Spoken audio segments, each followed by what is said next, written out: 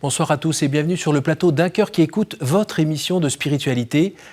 Ce soir, je vous invite à faire la rencontre de Sylvie et Éric Pétard. Bonsoir à tous les deux. Bonsoir. Merci d'être présents.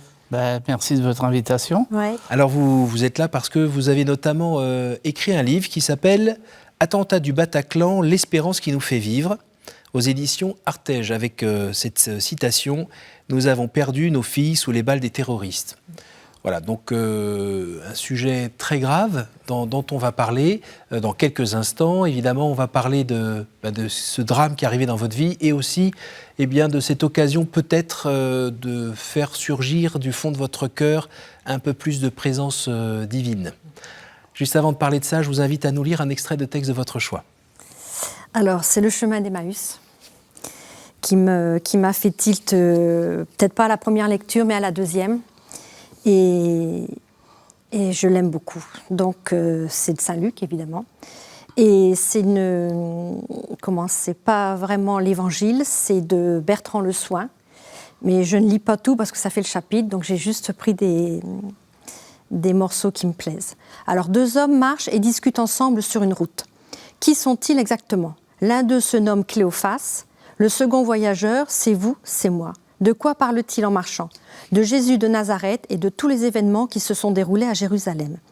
Visiblement, ils sont affectés par tout ce qui vient de se produire. Après la mort de Jésus, ils sont restés quelques jours avec le groupe des apôtres avant de s'en détacher pour reprendre le cours normal de leur existence.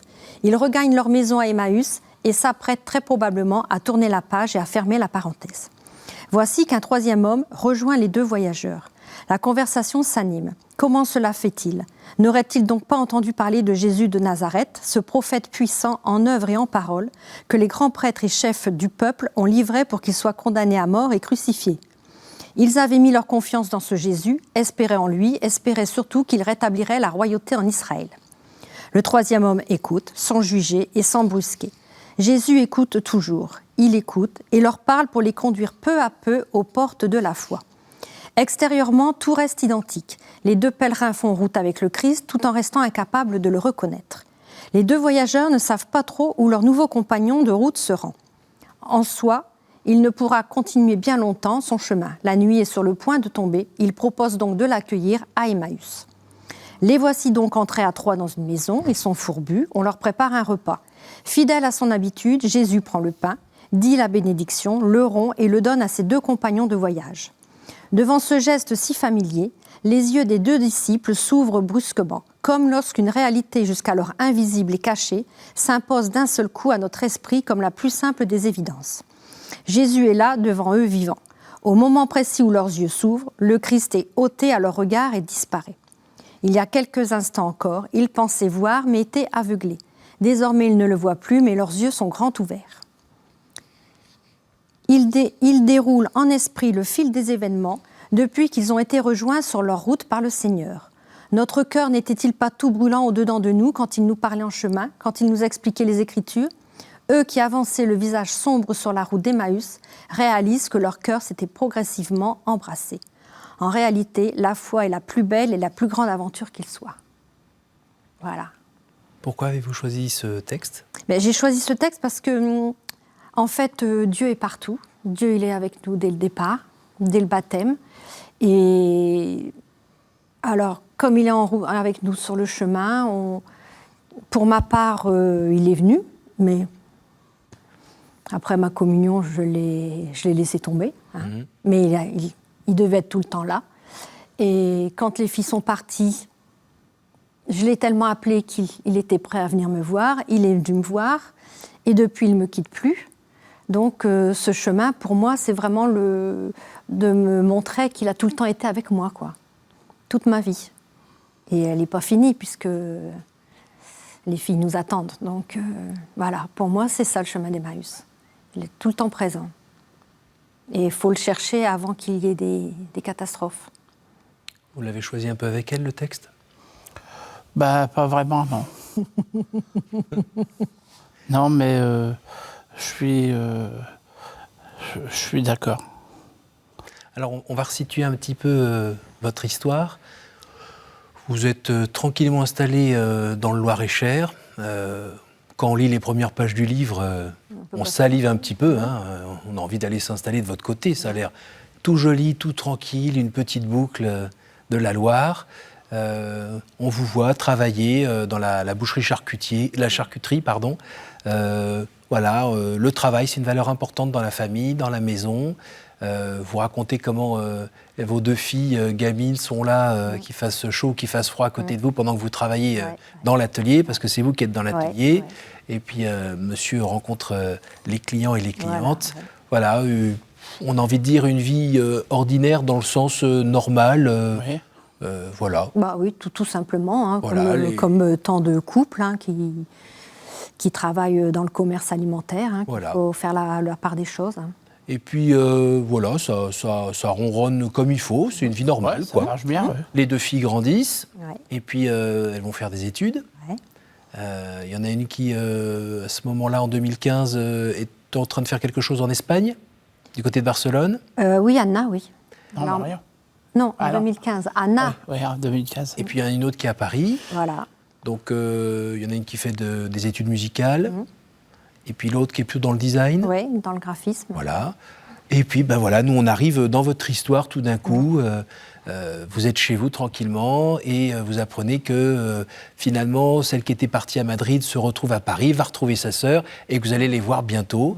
Et on rentre là tout d'un coup dans une mécanique mortelle où vous attendez des personnes qui ne viendront plus. Et ces personnes, ce sont vos 2 filles.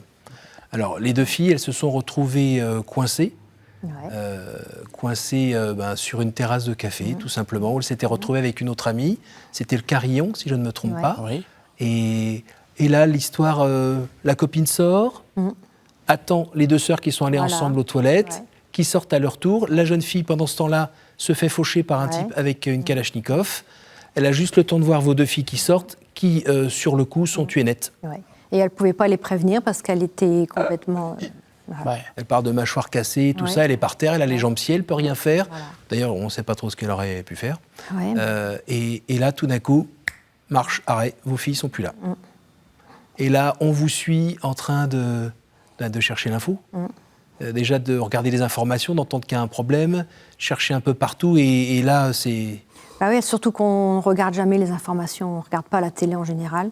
On l'avait aussi initié aux filles, elles n'étaient pas très télé.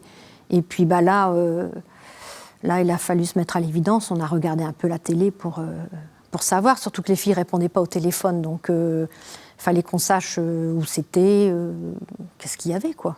L'angoisse monte. Ah bah plutôt, oui. Monte. Vous avez une amie à Paris qui cherche aussi des réponses. Oui, ça c'est le lendemain matin, quand on est retourné au travail, quoi. J'ai dit, je vais l'appeler. Elle est chocolatière à Paris, et puis elle ne pouvait pas aller sur les lieux, c'était barricadé de partout. Donc j'ai enfin réussi à avoir le numéro d'urgence, et là ils m'ont donné tous les numéros des hôpitaux, parce que j'ai insisté. Alors l'information, elle va arriver avec un coup de fil du ministère de l'Intérieur, avec un message assez laconique. Voilà. Malgré on ne sait pas trop comment l'annoncer. Oui, c'est sûrement pas très facile. Et là, vous vous retrouvez, vous qui étiez tranquillement là-bas, à avoir une vie normale, avec ses complications ordinaires et ses joies. Tout d'un coup, vous êtes presque broyé par une machine bien trop énorme. Et finalement, on n'est pas grand-chose à ce moment-là. On n'est rien du tout. C'est là on s'effondre. On s'effondre. On est tous les 2 dans les larmes et le désespoir, tout s'écroule. On se demande ce qui nous arrive à nous et puis à nos filles surtout, parce que elles n'ont rien demandé. Hein. Elles demandaient qu'à vivre. Elles étaient toutes heureuses. C'était des filles pleines de vie. Hein. C'est comme leurs parents, quoi. Donc elles sont tombées comme ça sans... Voilà. Et là, à ce moment-là où vous réalisez tout de suite, ça met quelque temps, vous voyez tous les 2 tomber tout droit, vous arrivez à vous soutenir l'un l'autre, on arrive à soutenir. Ah bah oui, là... D'ailleurs, obligé, parce que Sylvie, elle s'effondrait, alors il a fallu faire face, oui. Mais on prend donc la décision de venir à Paris, et puis on avait raccroché au téléphone et une ou 2 minutes après, on reçoit encore à nouveau un coup de téléphone du ministre de l'Intérieur qui nous disait « faut pas venir maintenant, il faut venir demain parce que faut venir à 11h à l'école militaire pour voir vos enfants. » Parce que moi, en réalité, tant que je les ai pas vus, je n'y croyais pas. D'accord. Je n'osais pas imaginer que mes filles étaient dans ce carnage. Puis on était prêt à y aller le vendredi soir aussi, hein. Le samedi soir. Hein. Et donc, on est rentré. On est rentré du travail et puis le lendemain matin, on est parti à Paris, quoi. Alors, quand vous racontez votre visite à l'Institut médico-légal, Ouais. Ah ouais, là, c'est... Je le souhaite à personne. on pleure avec vous. Hein. Ouais. On pleure avec vous et je trouve ça, je suis heureux d'ailleurs que vous soyez présent ici parce qu'on a quand même une fâcheuse tendance, pour ceux qui regardent un peu les informations, à entendre les catastrophes. Et voilà. C'est vrai. Et pendant Même 2 secondes, nous, on est là, même nous, tragique, même et puis nous, hop, on passe à autre chose. Et puis on écoute le CAC 40, la météo de demain et on va laisser ça, nous, on peser. n'écoute pas le 440 parce que on n'en a pas les moyens, si vous voulez. Mais là, tout d'un coup, vous êtes Là, des vraies on est vraiment personnes dans la avec des vrais réalité destins. Et c'est vraiment dans la chair. Vos filles, vous les avez vues éteintes dans la fleur de l'âge. Ouais. Il y a de quoi être en colère un peu, non? on était en colère. Oui, et puis moi, j'avais vraiment l'impression d'être à côté de mes pompes, entre guillemets, mais j'avais vraiment l'impression de me doubler, en fait. C'était moi, mais je n'avais pas l'impression que c'était... En mode automatique. Oui, voilà. Oui, Est-ce qu'il y a eu un moment de colère un peu contre le bon Dieu? Non. Non. Pas pour moi. Non. Et puis moi, non, parce que je ne l'appelais pas encore, mais je pense qu'il devait être là quand même pour me soutenir aussi. Mais non, ça n'a pas été ma première idée. Pourtant, je n'étais pas croyante. Donc, Vous avez eu peur de devenir fou? Non. Fou de douleur? Parce que au début, un petit peu quand même. Au début, oui. Puis, ma femme, ça sort qu'elle a pleuré pendant 3 heures. Pendant, je sais pas, une petite semaine, quoi. Je me demandais comment on allait vivre. Moi, voilà. J'ai réagi parce que, d'abord, ce qui m'a sauvé, c'est d'être croyant, quoi. Pour moi, c'est impossible que Dieu fasse des choses pareilles. Donc, j'ai toujours manifesté mon envie de prier, d'aller vers lui, quoi. Donc, si vous voulez, ça vous booste. Ouais, voilà, ça booste. Et d'aller vers lui pour lui dire? Pour lui dire, qu'est-ce qui se passe Et puis, en fait, voilà, quand je les ai vus, j'ai continué à prier aussi. J'ai continué à prier parce que, vous savez comme moi que dans la religion, il y a le bien et le mal, et que le mal vient de Satan et le bien de Dieu. Bon, donc, pour moi, non, je n'ai jamais mis ma foi en doute. Et votre prière, c'était au secours? Mes prières, non. Non, c'était... mes prières, c'était de lui demander qu'il en prenne soin. Vous voyez? C'est qu'il les aide, qu'il les retienne, et puis, voilà, c'est aussi simple que ça. Puis après, on a été engrené dans tout ce qui se passe après des décès de cette ampleur. Il a fallu qu'on s'occupe quand même des pompes funèbres et tout ça, donc des prêtres, parce que la première chose qu'on a fait, c'est d'aller voir les prêtres. Et puis, c'était pas non plus un accident de voiture, donc c'était voilà. quelque chose d'un peu national. Vous avez rencontré des responsables politiques et autres. J'imagine que dans le bouquin, vous dites que ça grondait un peu chez vous. Moi, pour moi, c'est des incapables. Oui, ça se résume par le fait que, pour vous, ils n'ont pas fait leur travail de protection des habitants. Non, mais ça, c'est... quand on voit ce qui se passe aujourd'hui, que vous êtes pris à 40 à l'heure, et qu'on vous flash et qu'on vous demande 50 €, et puis qu'en contrepartie, vous voyez des gens qui se promènent avec des kalachnikovs dans la rue, je voudrais quand même qu'on m'explique ce que ça veut dire. Mais bon... Est-ce que de votre côté, vous avez eu un petit mouvement de colère vis-à-vis de ce qu'on entend souvent, Dieu qui laisse faire ça? Non, parce que moi, ma première idée, c'était de les chercher déjà. Parce que là, je les avais complètement perdues, je ne savais pas où elles étaient. Oui, puis vous commencez à entendre leurs copines qui appellent, qui disent elles sont où, on devait se voir, elles font quoi et machin. Ouais. Et tout d'un coup, voilà, ça se resserre et puis il y a un faisceau qui fait. Mais même après, je les cherchais après. Hein. Après leur décès, je les cherchais parce que pour moi, elles étaient perdues, quoi. Je ne savais pas où elles étaient. Et moi, il fallait que je sache pour confirmer ma foi, quoi.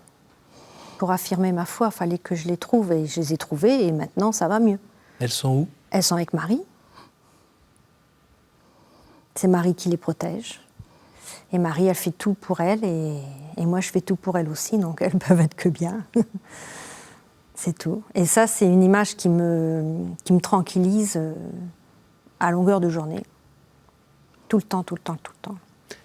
Vous le dites notamment dans le livre, il y a un avant sans Dieu et un après avec Dieu. Oui, complètement. Et pour moi, oui. Ouais. Et pour vous, c'est... Pour moi, il y a toujours eu Dieu dans ma... Lorsque j'avais un coup dur dans la vie, une petite embrouille ou je ne sais pas, moi, ce qui peut arriver chez le commun des mortels, je me rattachais toujours à la prière, quoi. Et ça vient de quoi? Ça vient de votre éducation? Je n'ai pas été éduqué. J'ai été baptisé, j'ai fait mon catéchisme. Ça, il n'était pas question que je loupe une journée de catéchisme. Mes parents m'ont dit, tu es baptisé, tu vas au catéchisme jusqu'à la communion, après tu feras ce que tu voudras. Alors donc, voilà, j'ai fait ma communion, j'avais 12 ans. Et puis après, malheureusement, j'ai attrapé l'âge de l'adolescence. J'ai écouté un peu l'entourage des copains, de tous ceux qui disent oui, tout ça c'est... voilà. Les fadaises, on peut ouais, vous voyez. Mais allons faire plutôt la fête. Mais malgré ça, je me suis toujours rattaché à Dieu. Et donc, si vous voulez, je n'ai pas pris la chose comme Sylvie l'a prise, parce qu'elle a quand même eu besoin d'aller voir quelques psys. Et un jour, je lui ai dit, écoute, arrête les psys, ça ne te fera rien du tout. Quand ils t'auront posé 5-6 fois les mêmes questions, tu vas te rendre compte que ça ne t'apportera rien. Et le fait, oui, après j'ai tourné en rond. Donc, je lui ai dit, retourne-toi vers nos prêtres. On avait des gens, des prêtres qui étaient très bien, qui étaient pas des vieux prêtres, mais des gens... La communauté dans le Saint-Martin. mouvement, dans le mouvement, oui. Voilà, des gens dans le mouvement de ceux qui voulaient les suivre. Et là, ça nous a réveillés quand même. Même moi, parce que malgré que je priais, j'avais tout de même mis l'église de côté, quoi. Bien sûr. Et en fait, je me suis rendu compte que c'était là mon erreur. J'aurais jamais dû faire ça. J'aurais dû suivre le bon Dieu toute ma vie. Et maintenant, c'est notre vie. Il n'est pas trop tard, heureusement. Oui. C'est ce qu'on fait. Oui, c'est ce que maintenant, on loupe pas. En principe, on loupe pas de messe. Enfin, on est dans la foi, quoi. Alors, c'est cet événement, ce drame, qui vient nous bousculer, quoi. Vous bousculez, il vous bouscule vous, mais il bouscule aussi votre entourage. Votre papa octogénaire va mourir de chagrin parce qu'il a vu ses 2 petites filles, qui étaient d'ailleurs les dernières représentantes de la famille. Il avait 2 petites filles. Partir avant lui, on n'est pas fait pour ça, comme dit l'adage. Théoriquement, oui. Théoriquement. Alors, j'ai une petite question qu'on vous a peut-être déjà posée. C'est autour du pardon. On parle toujours du pardon, forcément, puisque quelqu'un... Oui, d'abord, les prêtres nous demandent de pardonner. Est-ce que vous savez... Ah non, c'est très clair entre moi et les prêtres. Moi, je ne pardonnerai jamais les gens contre mes filles. Je m'en remets à la justice divine. Lui, il sait. Il sait ce qu'il a à faire. Il sait ce qu'il doit faire. Et par la même occasion, je lui demande de nous pardonner, de ne pas pardonner, mais moi, je ne les pardonnerai pas au risque d'aller en enfer. C'est pas grave. Et en fait, on ne veut pas s'encombrer, entre guillemets, de ce pardon, parce que ça va nous manger, quoi. C'est pas notre combat, en fait. Nous, ce qu'on veut, c'est d'être avec les filles, de vivre avec les filles, de les rejoindre. Alors le pardon, ça peut nous régresser et puis qu'on soit mal, quoi, parce que on peut pardonner sur terre, théoriquement, mais on peut rien faire. On n'a pas à pardonner les gens hein. qui assassinent 130 personnes comme ça, c'est pas possible. Là, ça serait de la lâcheté pour moi, ça. Et qu'est-ce qu'ils disent, les prêtres? Les prêtres disent que j'ai tort. Mais bon, ils sont quand même assez modérés parce que... surtout qu'ils je connaissent pense Éric qu'ils me comprennent un petit peu. Mais après, vous laissez quand même la porte au bon Dieu qui fait ce qu'il a à faire dans vos cœurs aussi. Voilà. Dans vos cœurs et vos intelligences. Voilà. Parce que, l'air de rien, c'était un TGV qui vous arrivait en pleine figure. On ne peut pas juste dire, ouais, bon, c'est pas grave. Ouais. Mais vous voyez, c'est... Non, je ne peux pas pardonner ça. Et moi, je suis carrément pour la peine de mort. Je ne comprends pas qu'elle ait été abolie. Et depuis 2015, vous vous êtes vu cheminer personnellement, spirituellement, ce qu'on peut voir aujourd'hui en vous écoutant. Est-ce que vous voyez encore des pistes où vous pourriez encore progresser, notamment dans le témoignage autour de vous? Parce que vous parlez de l'espérance qui nous fait vivre. Cette espérance, c'est donc de les retrouver. Oui, c'est notre seule espérance. Oui. Et puis, il y a aussi l'espérance que ces choses-là ne se c'est l'espérance plus. aussi de continuer, de faire continuer leur vie, là. Que les gens n'oublient pas que Marion et Anna ont quand même été sur Terre, quoi. Et tous les autres. Et tous ceux qui avaient une vie, bien sûr. Et Voilà, puis... on connaît des gens qui vivent dans la haine éternelle et ils sont pas bien. Et pour moi, c'est un grand malheur de ne pas avoir la foi parce que les gens qui vivent dans la haine, ils se détruisent eux-mêmes. Et en fait, c'est faire le jeu du mal. De mal, voilà. Donc, moi, j'aimerais que les gens prennent conscience que le Christ, il a quand même fait une route qui nous éclaire. C'est le cas de le dire, puisque durant 2000 ans, on en parle encore, et j'espère que c'est pas fini. Hein. Et si on regarde bien tout ce qu'il a construit en 2000 ans, c'est quand même dans la fidélité et l'union qu'il a fait progresser la vie des gens. Si vous remettez 200 ans en arrière, c'était la Révolution. Et qu'est-ce qu'a fait la Révolution? Elle détruit tout. Regardez à l'heure actuelle où on en est. Les gens se marient, ils divorcent, ils ont des enfants, il y en a à droite, à gauche. C'est la destruction de l'humanité, ça.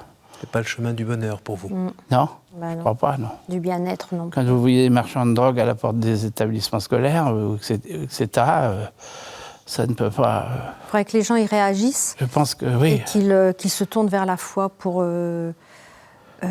vivre quelque chose de joli. Et puis de se rattacher à la foi pour avoir une raison de vivre quand même, qui dure dans la vie. Et pour vous, si on vous pose la question, qui est Jésus pour vous? Jésus, c'est le fils de Marie. Et il est là... C'est le fils de Dieu. Oui, il est là pour protéger, pour rallier tout le monde, pour que tout le monde soit heureux. Et là, vous le sentez proche comme un frère, comme un père? Moi, je suis plus proche de Marie. Et vous-même? Moi, je pense que Jésus, c'est le chemin que tout chrétien, tout baptisé doit suivre. La croix est une éternelle lecture, et quand on lit cette croix,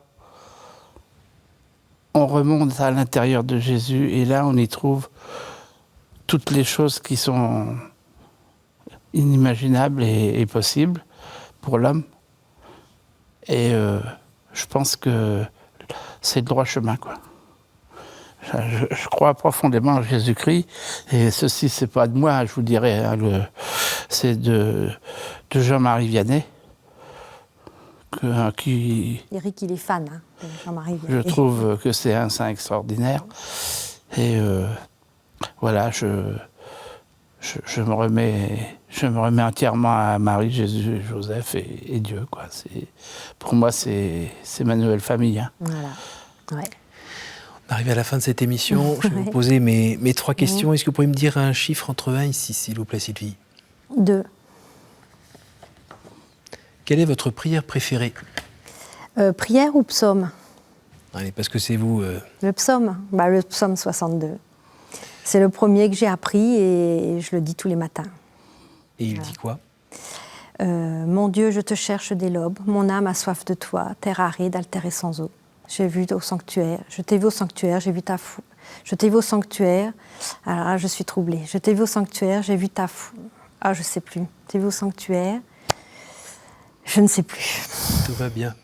Un chiffre entre 1 et 5, s'il vous plaît. 4. Quel est le personnage ou le saint que vous aimeriez retrouver au ciel? Je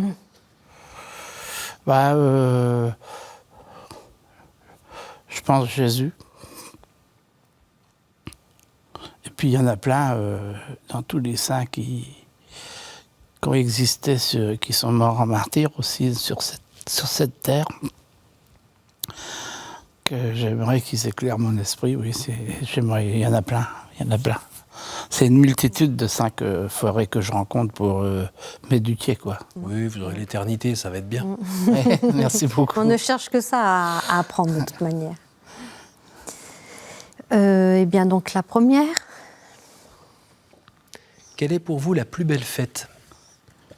Quelle est pour moi la plus belle fête? C'est Noël quand même, hein. C'est la naissance de Jésus. Tout simplement. Hein.